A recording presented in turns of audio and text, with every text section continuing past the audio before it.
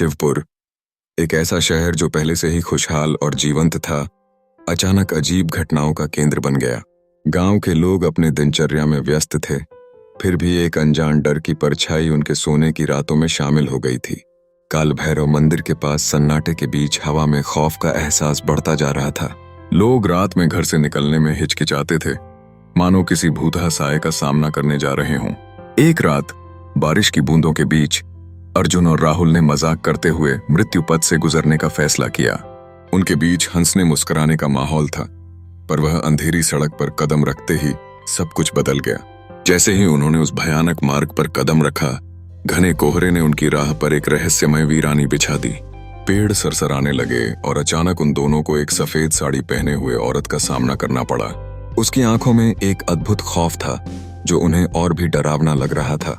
अर्जुन और राहुल की हिम्मत जवाब देने लगी जब वे उस औरत का अक्स देखते गए। ज्यों ही उन्होंने बाइक रोकी, वह अदृश्य हो गई और उनके चारों ओर एक अजीब सी फुसफुसाहट सुनाई दी। तुम्हें यहाँ नहीं आना चाहिए था। उस आवाज ने उनके दिलों में हलचल मचा दी। उनकी धड़कनें तेज हो गईं। ऐसे समय में हिम्मत जुटाना कठिन हो रहा था, फिर भी वे भागने लगे। तभी अचानक उनके सामने वही मौन औरत फिर से आ गई, अब उनकी दिशा में बरक रही थी। अगली सुबह शहर की गलियों में उनके बारे में कोई जानकारी नहीं मिली, केवल उनकी टूटी बाइक मृत्यु पथ पर नजर आई।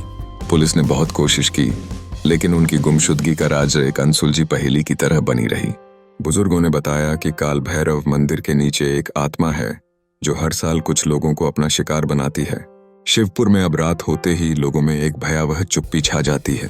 मृत्यु पथ के समीप खड़ा होकर जो भी उस धरती पर कदम रखता है, वह कभी वापस नहीं लौटता। इस रहस्य का सवाल अब भी थमता नहीं है कि अगला शिकार कौन होगा। क्या यह सिर्फ एक कहानी है या शिवपुर का यह रहस्य दरअसल एक सच्चाई है? यह शहर अब भी उस खौफनाक परछाई के हस्ताक्षर के साथ जी रहा है जो हर रात उसकी इमारतों और गलियों से गुजरती है।